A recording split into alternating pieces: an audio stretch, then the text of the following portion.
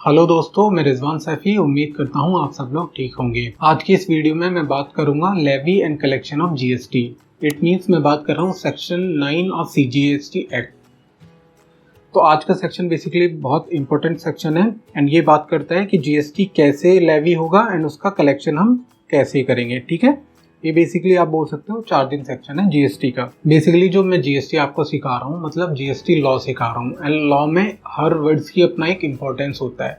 तो सारा कुछ मैं इंग्लिश में समझा रहा हूँ, तो इट मीन्स मैं एक्सपेक्ट कर रहा हूँ कि आपकी इंग्लिश भी अच्छी होगी। इन केस आपको डाउट है कि हमारी इंग्लिश या अच्छी नहीं है या ग्रामर में कोई इशू नहीं है, तो मैं आपको एडवाइस करूँगा कि आप अपनी इंग्लिश इम्प्रूवमेंट पे भी फोकस कीजिए सो दैट आपको डबल बेनिफिट होगा। एक तो आपको इंग्लिश अच्छी हो जाएगी जो कि आज की ज़रूरत है जॉब करने के लिए या बिजनेस करने के लिए, एंड दूसरा इससे बेनिफिट ये होगा जो मैं जीएसटी की क्लासेस दे रहा हूँ या मे बी पॉसिबल आगे आप और कोई क्लासेस लें, क्योंकि सारा कुछ आजकल इंग्लिश में ही होता है तो उसको भी आपको समझने में ईजी रहेगा।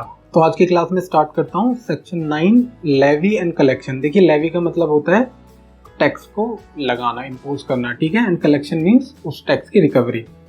तो सबसेक्शन 1, देखिए इस सेक्शन को मैं आपको पहले समराइज कर देता हूँ। इसमें सबसेक्शन 1 है, सबसेक्शन 2 होगा, ठीक है, एंड इसके अलावा सबसेक्शन 3 भी पढ़ेंगे हम इसमें, सबसेक्शन 4 पढ़ेंगे, ठीक है, एंड सबसेक्शन 5 भी होगा। इसके अलावा ये 2 प्रोविजो भी हैं, ठीक है। तो इट मीन्स सेक्शन जो पढ़ते हैं हम, इसमें हमें टोटल 5 सबसेक्शन पढ़ने हैं, ठीक है। तो ये सेक्शन 5 सबसेक्शन से मिला हुआ है। तो सबसेक्शन 1 पढ़ेंगे, subject to provision of subsection 2, ठीक है। तो ये बोल रहा है कि जो सबसेक्शन 2 में लिखा हुआ है उसको पहले हम देख लेते हैं। तो सबसेक्शन 2 बात करता है the central tax on the supply of petroleum crude, high speed diesel, motor spirit, natural gas and aviation turbine fuel. ये बेसिकली 5 आइटम यहाँ पे इसने गिनाए, ये आप याद भी कर लेना इनको। 5 आइटम है जो इन पे बेसिकली टैक्स लगेगा। Shall be levied with effect from such date as may be notified by the government on the recommendation of the council. मतलब ये सब सेक्शन बोल रहा है कि ये जो 5 आइटम है इन पर जो जीएसटी लगेगा वो एक डेट से लगेगा जो government basically in future notified करेगी, जीएसटी जो काउंसिल होगी उसकी रिकमेंडेशन पर। तो इट मीन्स अगर मैं आज की बात करूं तो एज ऑन डेट भी इन 5 आइटम पर बेसिकली जीएसटी नहीं लगता है, बट गवर्नमेंट को पावर है कि अगर जीएसटी काउंसिल रिकमेंड करेगी एंड गवर्नमेंट को भी लगता है कि ये करना चाहिए तो वो उसको जीएसटी की स्कोप में ला सकते हैं इन 5 आइटम को, ठीक है। तो as on date in 5 item पे अभी टैक्स नहीं लग रहा है, बट गवर्नमेंट को पावर है टैक्स लगाने की इन पर भी, ठीक है। तो सबसेक्शन 1 में ही हम वापस जाते हैं। तो यहाँ लिखा था subject to provision of subsection 2, जो हम ऑलरेडी अभी मैंने आपको बताया है। There shall be levied a tax called the central goods and service tax, जिसको सीजीएसटी बोलेंगे, ठीक है। इन्होंने बोला है कि एक टैक्स हम लगाएंगे जिसको सीजीएसटी बोलेंगे। On all intra state supply, किसको लगाएंगे? All intra state supply. And देखिए ये मैं आपको पढ़ा चुका हूँ, inter state supply type of supplies में। इन केस आपने वो वीडियो नहीं देखा है तो मैं रिकमेंड करूंगा पहले आप वो वीडियो देख लीजिए सो दैट ये अच्छा समझ आए। So on all inter state supply of goods services और बोथ किस पे लगाएगी? सभी intra state supply. Intra state supply means जो भी हम सेल, ट्रांसफर, एक्सचेंज, जो भी सप्लाईज की डेफिनेशन में आता है वो विद इन द स्टेट करते हैं। Intra means with in the same state, with in this state, ठीक है। किस किस चीज़ का? गुड्स पे भी लगाएगा, सर्विसेज पे भी, और दोनों पे एक्सेप्ट, ठीक है। यहाँ पे एक कंडीशन डाल दी, किस पे नहीं लगाएंगे? On the supply of alcoholic liquor for human consumption. इसने बोला है कि जो भी हम गुड्स सर्विस या सब पे जीएसटी लगाएंगे but alcoholic liquor for human consumption पर नहीं लगाएंगे। एंड देखिए ये अपने आप में एक पूरा टर्म है, मैंने जैसे बताया था लॉ का एक एक वर्ड इंपॉर्टेंट होता है। जैसे alcoholic liquor for human consumption specially लिखा हुआ है, और मे बी पॉसिबल जो इंडस्ट्री है हमारी वहाँ पे जो लिकर होती है अल्कोहलिक लिकर वो may be possible industrial use के लिए हो, लाइक मशीन में यूज़ आ रही है कहीं, ठीक है, कॉमर्शियल यूज़ है but not for human consumption. तो उस केस में उस पर जीएसटी लगेगा, ठीक है, क्योंकि यहाँ पे जो एक्सक्लूड किया है स्पेशली लिखा है alcoholic liquor for human consumption. In case of other than human consumption alcoholic liquor की सप्लाई हो रही है तो उस पर जीएसटी लगेगा। On the value determined under section 15। तो इसमें ये बोल रहा है कि जो वैल्यू पे हम टैक्स लगाएंगे वो अकॉर्डिंग टू सेक्शन 15 होगी। एंड सेक्शन 15 हमें बताता है कि जो भी आप ट्रांजैक्शन करते हो उसमें फाइनल जो हम वैल्यू मानेंगे वो कितना मानेंगे। देखिए वैल्यू का इंपॉर्टेंस ये है, लेट सपोज मैं हूँ, ठीक है, अब मैं क्या करता हूँ, लेट सपोज मेरा टीवी का शोरूम है एंड मैं टीवी सप्लाई करता हूँ एंड मुझे पता है टीवी पर जो मैं जीएसटी दूंगा 10% है इन नॉर्मल केस, जैसे आपको समझाने के लिए इजी कैलकुलेशन के लिए। तो सपोज मैंने 1 लाख रुपए का टीवी बिका तो उस पर जीएसटी आई 10,000 रुपये की, ठीक है। तो इट मीन्स 1,10,000 मुझे कस्टमर से लेने हैं। बट कोई कस्टमर मेरे पास आया, वो बोलने लगा कि आप मुझसे 10,000 रुपये जीएसटी ले रहे हो, ये तो बहुत ज़्यादा होगी, ऐसा है कि मैं आपको जीएसटी नहीं दूंगा। तो मैंने उससे क्या किया, मैंने उसको बिल बनाया 50,000 रुपये का, ठीक है, एंड 10% मतलब 5,000 रुपये जीएसटी लिए, जो कि 1 लाख रुपये का आइटम था। तो इट मीन्स जीएसटी बचाने के लिए मे बी पॉसिबल कि इंडस्ट्री में लोग प्राइस को ऊपर नीचे करें, ठीक है, वो डिपेंड करता है उनकी रिक्वायरमेंट क्या है। तो ये भी पॉसिबिलिटी है कि लोग जीएसटी नहीं देने की वजह से 1 लाख रुपये का आइटम 50,000 में बेच रहे हैं, 50,000 का आइटम 10,000 में बेच रहे हैं। बट इन सबको कंट्रोल करने के लिए एक सेक्शन दे दिया, सेक्शन 15, उसमें लिखा हुआ है कि कोई भी आप ट्रांजैक्शन कर रहे हो उसकी फाइनल वैल्यू कैसे डिसाइड होगी। बट अभी क्योंकि आप जस्ट स्टार्टिंग पॉइंट पर हैं, तो आप ये मान लो कि जो भी हमारा सेल प्राइस होता है, एक्चुअल सेल प्राइस, वही हमारी ट्रांजैक्शन वैल्यू मानी जाएगी सेक्शन 15 में। इससे आपको अच्छा समझ आएगा। बाद में जब हम सेक्शन 15 करेंगे तो उसमें हम एडवांस करेंगे कि एक वैल्यू को कैसे डिसाइड करना है, ठीक है। तो इट मीन्स जो वैल्यू होगी वो भी गवर्नमेंट बताएगी एट सच रेट, वो rate not exceeding 20%। It means जो रेट होंगे वो गवर्नमेंट बताएगी, बट नॉट एक्सीडिंग मीन्स ये मैक्सिमम रेट गवर्नमेंट ने लिख दिए कि जो जीएसटी का होगा वो 20% है। ये सीजीएसटी एक्ट में। देखिए क्या होता है, मैंने आपको पहले भी बताया होगा, एक होता है आईजीएसटी, एक होता है सीजीएसटी एंड एसजीएसटी, ठीक है। ये बेसिकली 100% टैक्स एक में ही लग जाता है, बट यहाँ पे क्या होता है, हाफ हाफ करके लगता है, 50-50%। तो जहाँ यहाँ पे जैसे 20% लिख रहा है, तो सीजीएसटी एसजीएसटी हमेशा एक साथ लगते हैं, वो मैं ऑलरेडी आपको बता चुका हूँ। तो लेट्स सपोज सीजीएसटी में बोला है कि मैक्सिमम 20% जीएसटी रेट होगा, तो सेम वे में ये एसजीएसटी एक्ट जो होगा, मतलब जिस भी स्टेट का हम देखेंगे उसमें भी 20% लिखा होगा। तो इन कंबाइंड ये रेट मैक्सिमम 40% हो सकता है जीएसटी का रेट। बट आईजीएसटी की बात करेंगे तो ये ऑब्वियस 40% हो सकता है। तो इट मीन्स जो भी मैं सीजीएसटी एक्ट में पढ़ा रहा हूँ, सेम लैंग्वेज हमारी एसजीएसटी पे भी होगी, बस उसमें क्या है, स्टेट का नाम ऐड हो जाएगा, ठीक है। तो आपको जस्ट एक ही एक्ट पढ़ना है, मान के चलिए सेम ही वो स्टेट एक्ट में होगा या यूजीएसटी एक्ट में होगा, ठीक है। तो मैक्सिमम रेट 20-40% जीएसटी का है, ठीक है। As may be notified by the government, और इन सबको गवर्नमेंट नोटिफाई करेगी, ठीक है, on the recommendation of the council, जो इनकी बेसिकली जीएसटी की काउंसिल होती है। उसमें जो भी जीएसटी से रिलेटेड स्टेट लेवल के ऑफिसर होते हैं, सेंट्रल लेवल के ऑफिसर होते हैं, तो उनका ग्रुप होता है काउंसिल का, वो रिकमेंड करती है कि जीएसटी में अब हमें क्या करना चाहिए, क्या नहीं करना चाहिए, रेट्स क्या रहेंगे, क्या नहीं रहेंगे, ठीक है। तो जो काउंसिल होगी उसकी रिकमेंडेशन में एंड कलेक्ट किया जाएगा in such manner as may be prescribe, and जो जीएसटी कलेक्शन का मैनर होगा वो भी गवर्नमेंट बताएगी, ठीक है। And shall be paid by the taxable person, and जो जीएसटी होगी वो कौन पे करेगा, टैक्सेबल पर्सन, ठीक है, जिसने रजिस्ट्रेशन लिया हो या जिस पर जीएसटी की लायबिलिटी हो। तो it means as a student मैं आपकी बात करूं, आप टैक्सेबल पर्सन की डेफिनेशन में नहीं आते, लेट सपोज, क्योंकि आपने जीएसटी रजिस्ट्रेशन भी नहीं लिया हुआ है, ना ही आप बिजनेस करते हैं। तो इट मीन गवर्नमेंट आपसे कभी जीएसटी नहीं मांगेगी, क्योंकि आप टैक्सेबल पर्सन है ही नहीं, ठीक है। जैसे कि यहाँ पे लिखा हुआ है पेड बाई टैक्सेबल पर्सन, ठीक है। तो बेसिकली अगर मैं इसको समराइज करूं, गवर्नमेंट ने इस सेक्शन के थ्रू बस ये बोलना चाह रही है कि हम एक सीजीएसटी टैक्स ला रहे हैं, उसमें हम टैक्स लगाएंगे ऑल इंट्रा स्टेट ट्रांजेक्शन पर, ठीक है। किस पे नहीं लगाएंगे, एक एक्सेप्शन भी दिया है, alcoholic liquor for human consumption, and किस वैल्यू पे लगाएंगे, आपकी सिंप्लिसिटी के लिए बताया था ट्रांजैक्शन वैल्यू पे, जिस भी वैल्यू पे हम बेसिकली इनवॉइस बनाते हैं, बट उसकी कैलकुलेशन का तरीका सेक्शन 15 में लिखा हुआ है, अगर कोई उस वैल्यू को मैनिपुलेट करता है तो। एंड जो रेट्स हैं वो गवर्नमेंट बताएगी इन फ्यूचर, बट मैक्सिमम वो 40% होते हैं, 20% सीजीएसटी, 20% एसजीएसटी।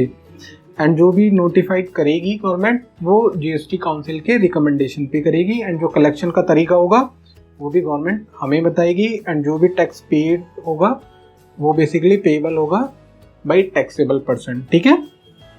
तो सबसेक्शन 1 हमने कर लिया है।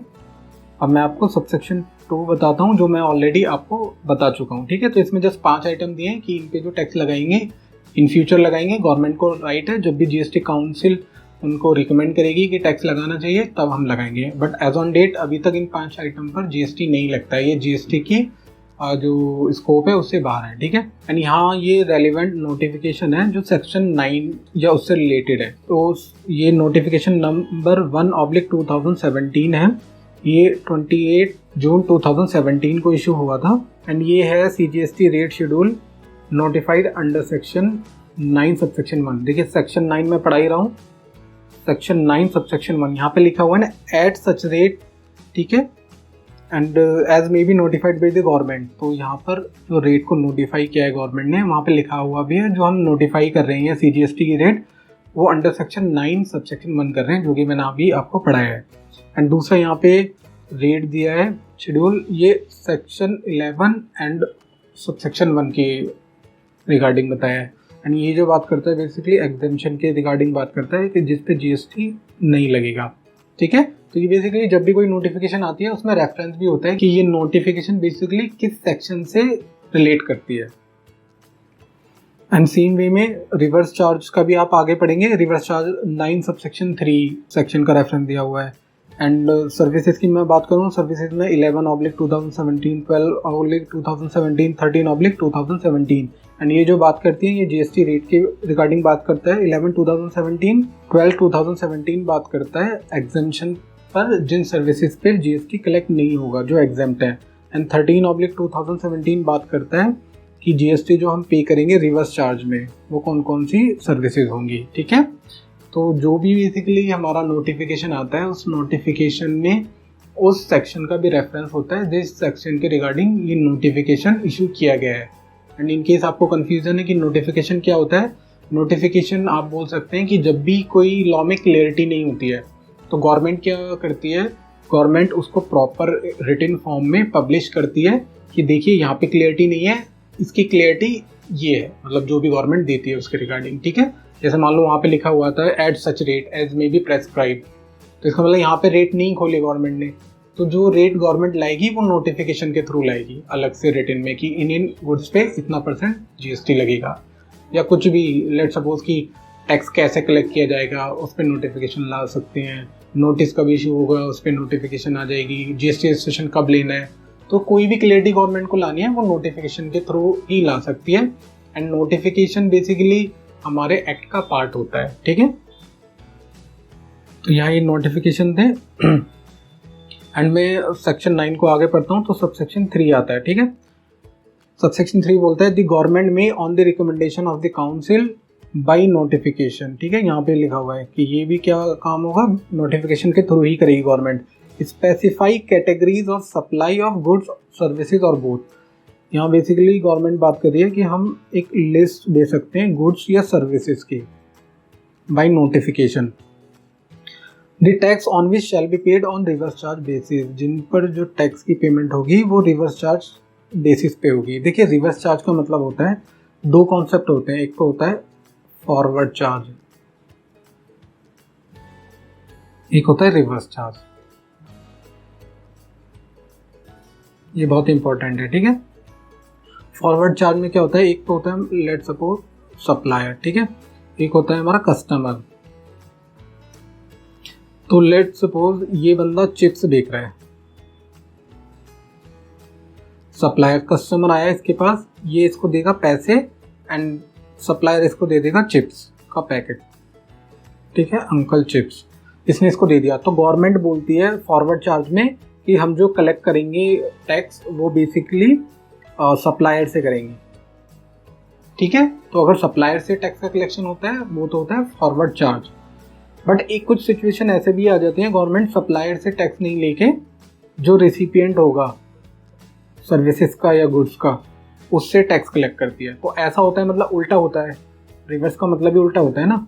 अगर ये सिचुएशन उल्टी हो जाती है, रिवर्स होती है कि कस्टमर से ही पेमेंट लिया जाता है या रेसिपिएंट से ही पेमेंट लिया जा रहा है जीएसटी का, तो उस केस को हम रिवर्स चार्ज बोलते हैं। एंड गवर्नमेंट देखिए ऐसा क्यों करती है, इसके पीछे का लॉजिक ये होता है, कुछ कुछ सिचुएशन ऐसी होती हैं, लेट सपोज ट्रांसपोर्टेशन सर्विसेज है, एंड जो बड़ी बड़ी कंपनी होती हैं लाइक रिलायंस हो गया, L&T हो गया, तो इनके अंडर मतलब मे बी पॉसिबल 100 या 1000 ट्रांसपोर्टर काम करते हैं। एंड ट्रांसपोर्टर जो होते हैं वो छोटे छोटे होते हैं। तो गवर्नमेंट बोलती है कि मैं इतने मतलब लेट्स सपोज रिलायंस के अंडर 1000 ट्रांसपोर्टर काम कर रहे हैं, तो गवर्नमेंट बोलती है कि जो GST है मैं इनसे 1000 ट्रांसपोर्टर से नहीं चार्ज करके अगर रिलायंस से ही चार्ज कर लूँ जो कि रेसिपिएंट ऑफ सर्विसेज है, तो मुझे ईजी रहेगा। और जो ये छोटे छोटे बेसिकली सप्लायर ऑफ सर्विसेज हैं ट्रांसपोर्ट सर्विसेज के, इनको भी ज़्यादा इशू नहीं होगा कि टैक्स की पेमेंट करनी है, रिटर्न फाइल करना है एंड ऑल। तो उस टाइप के केसेस में गवर्नमेंट रिवर्स चार्ज लगा देती है जहाँ उसको लगता है कि ये कंफर्टेबल सिचुएशन होगी गवर्नमेंट के लिए भी एंड कस्टमर के लिए भी। ठीक है, तो ऐसी प्रैक्टिकल केसेस होते हैं जहाँ गवर्नमेंट रिवर्स चार्ज में भी टैक्स लगा सकती है, उसको पावर है। तो ये बेसिकली रिवर्स चार्ज की बात कर रहे हैं। By the recipient of such goods और सर्विसेज और both, all the provision of this act shall apply to such a recipient as if he is the person liable for paying the tax in relation to supply of such goods, services or both। यहाँ basically government clarify कर रहे हैं कि government को power है वो notification के through कुछ कैटेगरीज ऑफ गुड्स सर्विसेज या दोनों नोटिफाई कर दे सकती है कि हाँ जी देखो ये आइटम है या ये सर्विसेज हैं जिस पर रिवर्स चार्ज के थ्रू हम टैक्स का कलेक्शन करेंगे। रिवर्स चार्ज मतलब रिसिपिएंट टैक्स देगा, ठीक है, एंड किस पर देगा, जो वो स्पेसिफिक गुड्स या सर्विसेज होंगी जो गवर्नमेंट उसमें नोटिफाई करेगी रिवर्स चार्ज के लिए। एंड उस केसेस में जो रिसिपिएंट होगा उसी को मान लिया जाएगा कि ये सप्लायर है एंड जो GST कलेक्शन से रिलेटेड जो भी रूल्स हैं वो उस पर अप्लाई होंगे। ठीक है, ये बेसिकली समरी है इस सेक्शन की। तो सेक्शन 9 का सबसेक्शन 3 बोलता है रिवर्स चार्ज में GST कलेक्शन के रिगार्डिंग। एंड देखिए मैंने अभी नोटिफिकेशन पे आपको दिखाया था, तो यहाँ पे देखो रिवर्स चार्ज में बताया हुआ कि किस किस गुड्स में रिवर्स चार्ज के केसेस में हम GST का कलेक्शन करेंगे। और यहाँ पर रेफरेंस दे रहा है 9 सबसेक्शन 3, इसलिए रेफरेंस दे रहा है क्योंकि 9 सबसेक्शन 3 में ही बेसिकली रिवर्स चार्ज की बात की गई है। यहाँ पे लिखा है ना कि हम स्पेसिफाई कर सकते हैं कैटेगरी ऑफ गुड्स और सप्लाईज, तो उसमें गुड्स को डिफाइन किया हुआ है कि किन किन गुड्स में रिवर्स चार्ज में GST पे करना पड़ेगा। अभी मैं आगे चलता हूँ सबसेक्शन 4 पर। सबसेक्शन 4 बात करता है द गवर्नमेंट में on the recommendation of the GST council by notification specify A class of registered person.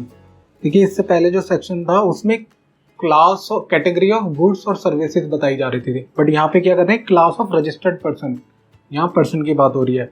Who shall in respect of supply of specified category of goods services और both received from an unregistered supplier. यहाँ पे लिख दिया है कि अगर आप unregistered supplier से कोई स्पेसिफिक जो गवर्नमेंट ने गुड्स या सर्विसेज डिफाइन किए हैं करेंगी इस सेक्शन में, अगर वो आप अनरजिस्टर्ड सप्लायर से खरीदेंगे तो उस केस में आपको रिवर्स चार्ज में टैक्स पे करना पड़ेगा रेसिपिएंट को।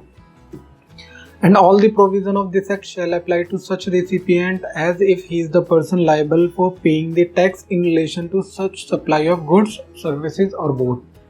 देखिए सबसेक्शन 3 एंड सबसेक्शन 4 और सेक्शन 9 ऑफ CGST एक्ट बात करता है रिवर्स चार्ज में। सबसेक्शन 3 एंड सबसेक्शन 4 एंड 3 में ऑलरेडी करा चुका हूँ। 4 की समरी ये बोलती है कि गवर्नमेंट को पावर है वो बाई नोटिफिकेशन ऐसे बेसिकली रजिस्टर्ड पर्सन की लिस्ट डिफाइन कर सकती है जो स्पेसिफिक गुड्स या सर्विसेज के केस में रिवर्स चार्ज पे करेंगे इन केस वो स्पेसिफिक गुड्स या सर्विसेज किसी अनरजिस्टर्ड पर्सन से परचेज की गई हैं।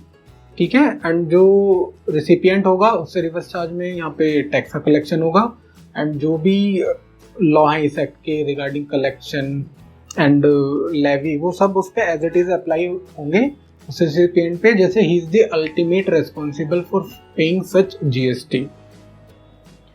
तो अगर मैं दोनों का कंपैरिजन करूं या डिफरेंस बताने की कोशिश करूं सबसेक्शन 3 एंड 4 में, देखिए सबसेक्शन 3 में जो गवर्नमेंट यहाँ पे नोटिफाई कर रही थी categories of supply of goods या सर्विसेज की बात कर रही थी कि हम कुछ गुड्स सर्विसेज कैटेगरी देंगे, ठीक है, जिसपे रिवर्स चार्ज पे होगा।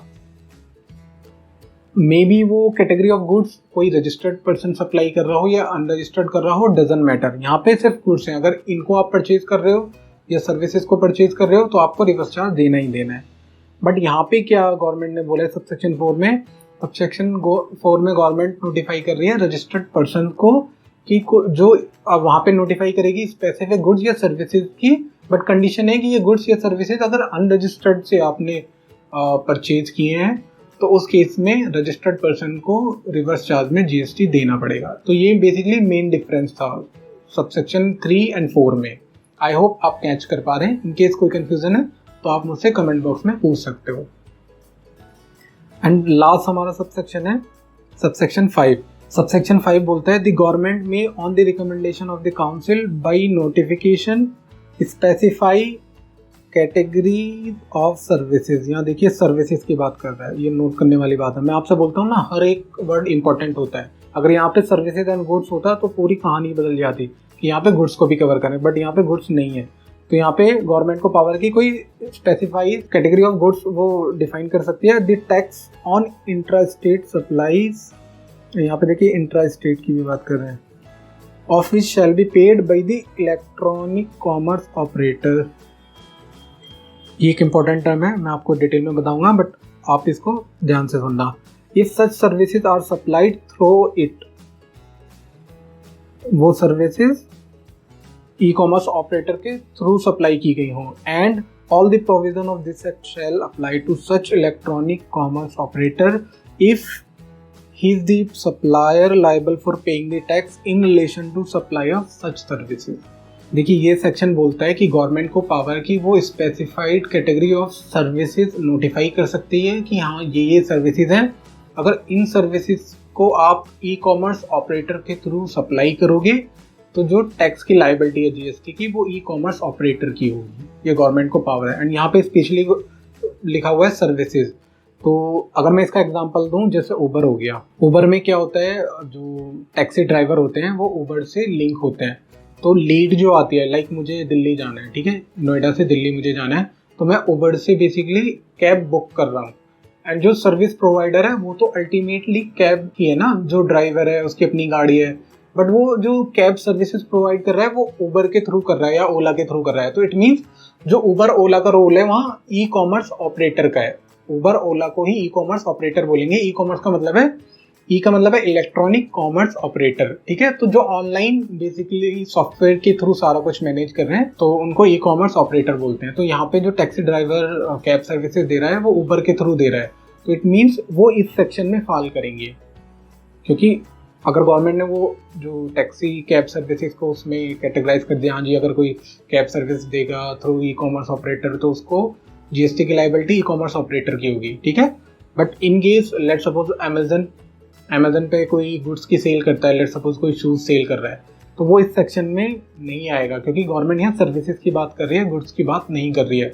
तो इस केस कोई अगर अमेजन पे शूज़ सेल कर रहा है या कोई भी दूसरी गुड्स सेल कर रहा है तो जीएसटी पेमेंट की लायबिलिटी सप्लायर की होगी, ठीक है, जो सेल कर रहा है। क्योंकि अमेजन तो एक ई कॉमर्स प्लेटफॉर्म है, ई कॉमर्स ऑपरेटर बोल सकते हो, जिसके थ्रू वो बंदा अपने शूज़ सेल कर रहा है।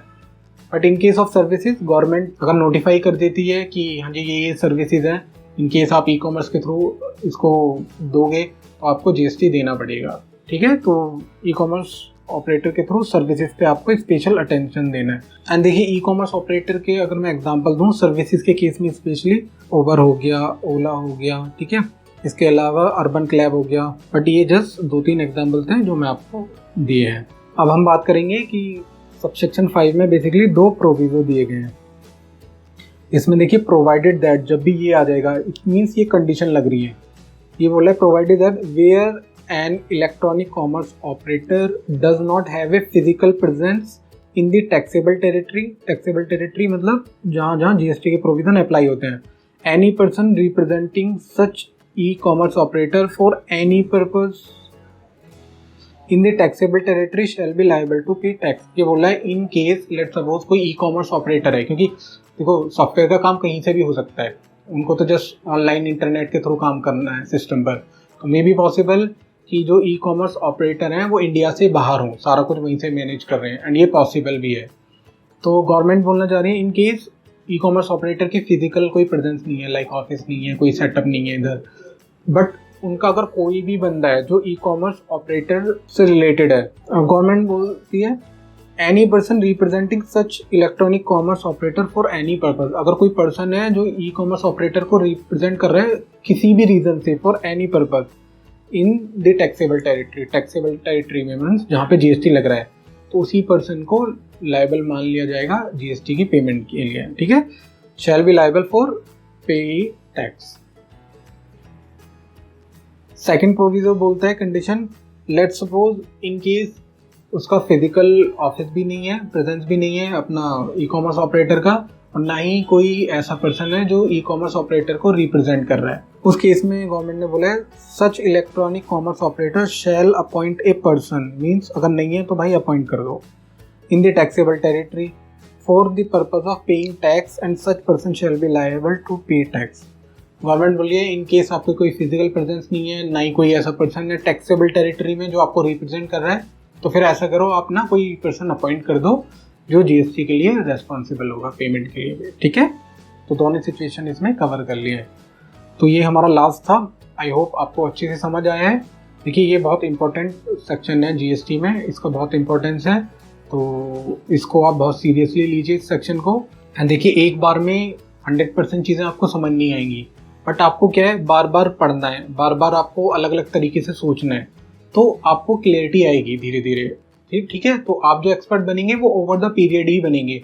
बट अगर आपको अभी इतना भी रहता है ना, जस्ट आपको मतलब शॉर्ट फॉर्म में भी याद रहता है कि यार ऐसा कुछ पढ़ा था हमें, तो धीरे धीरे होगा। पहले आपको लगेगा हाँ इससे रिलेटेड कुछ पढ़ा था, फिर आपको और मेहनत करेंगे तो आपको वो चीज़ें भी याद आएंगी कि क्या पढ़ा था, फिर और मेहनत करेंगे तो उसमें जो लिखा था उसकी इंटरप्रिटेशन क्या होगी वो आप कर पाएंगे। तो ये ओवर द पीरियड ही होगा, तो आपको फिक्र नहीं करनी है, धीरे धीरे आपको भी एक्सपर्टाइज होता जाएगा एंड आपको भी जीएसटी के प्रोविजन काफ़ी अच्छे से समझ आएंगे। ठीक है, तो बट मेन है कि आप अच्छे से इनको ट्राई करें समझने का अपने लेवल पे। इनकेस समझ नहीं आता है तो हम आपको और अच्छा समझाएंगे, बट मेन चीज़ें आप हमसे पूछें। ठीक है, इनकेस आपका कोई डाउट है तो आप मुझसे कमेंट बॉक्स में पूछ सकते हैं। Thank you for watching this video.